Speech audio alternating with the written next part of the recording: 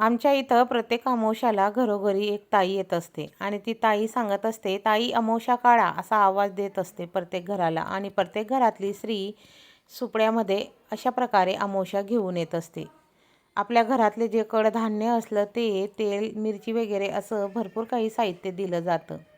त्यांना हळदी कुंकू द्यायची आणि त्याच्यानंतर त्यांना हे अन्नदान करायचं असतं. हे फक्त अन्न देणे नाही, तर गरजू लोकांना मदत करणं आणि पुण्य मिळवण्याचा एक मार्ग आहे. अशा दानाने घरातील नकारात्मकता दूर होते, शांती आणि सकारात्मक ऊर्जा वाढते. अमावास्या म्हणजे अंधार नाही, तर नवीन सुरुवातीची तयारी आहे. तुम्ही पण असं दान देत असतात का? आणि तुमच्याकडं देखील अशी ताई येत असते का? येत असेल तर कमेंटमध्ये नक्की सांगा. व्हिडिओ आवडला असेल, अमावास्येबद्दल माहिती तुम्हाला मिळाली असेल तर व्हिडिओला लाईक शेअर करायला विसरू नका. श्री स्वामी समर्थ.